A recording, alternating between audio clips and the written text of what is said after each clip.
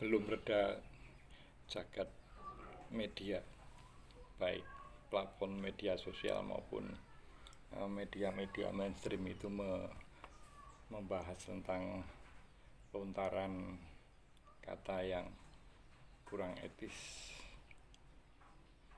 yang sekarang sangat terkenal, yaitu ndasmu. Kalau di bahasa Betawi, pale lu ya, kepala lu ya.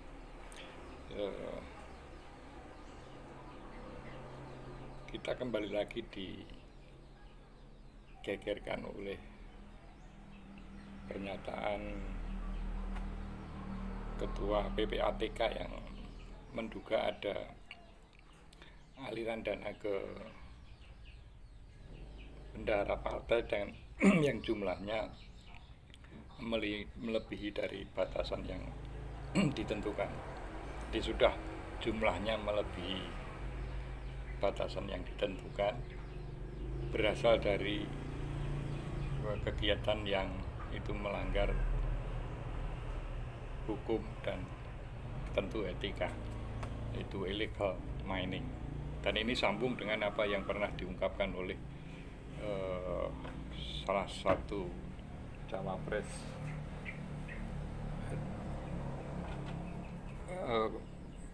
Pak Mahfud MD ya, yang pernah menyebut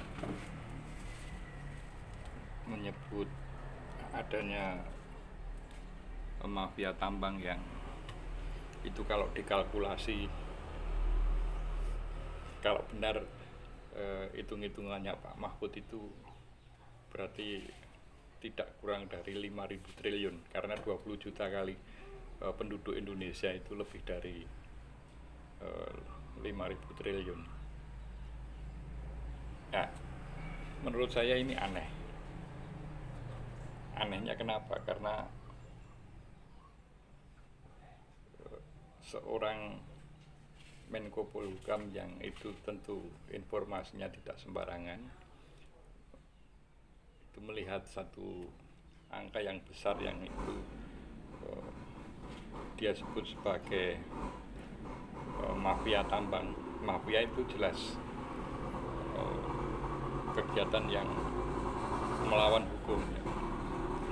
Kemudian dan itu sudah disebutkan jauh hari sebelum hiruk-pikuk pemilu ini. Kemudian sambung dengan apa yang jadi temuan PPATK. Jadi betapa dua peristiwa yang itu kalau kita tarik ke Undang-Undang Dasar 1945 itu bertemu di pasal 33 tentang bumi, air, dan kekayaan yang terkandung di dalamnya dikuasai negara dan digunakan sebesar-besarnya untuk kemakmuran rakyat. Nah, mafia tambang itu terkait dengan jelas itu kekayaan yang ada di bawah perut bumi Indonesia. Pak Mahfud menengarai ada mafia tambang, kemudian penggunaannya itu digunakan untuk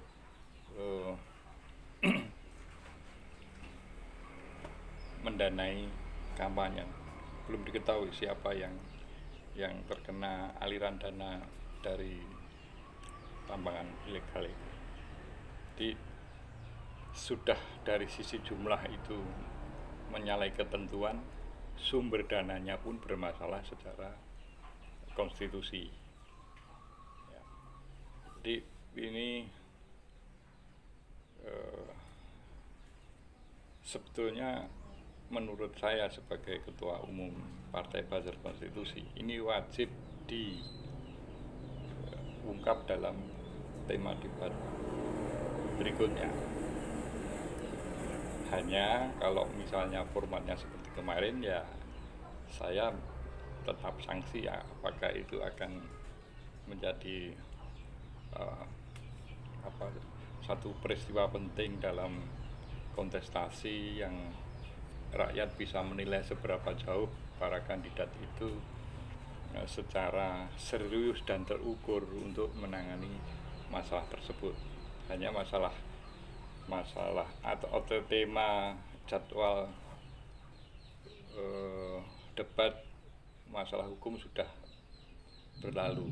Cuma persoalannya kan untuk tema yang mendatang kan masih ada tema ekonomi, dan itu bisa dikaitkan dengan tema ekonomi, kait dengan persoalan hukum.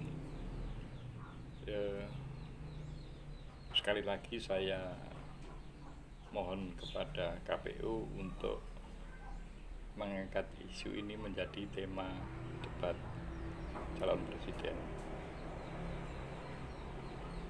karena itu jelas merupakan problem besar bangsa yang sampai saat ini belum tertangani secara baik.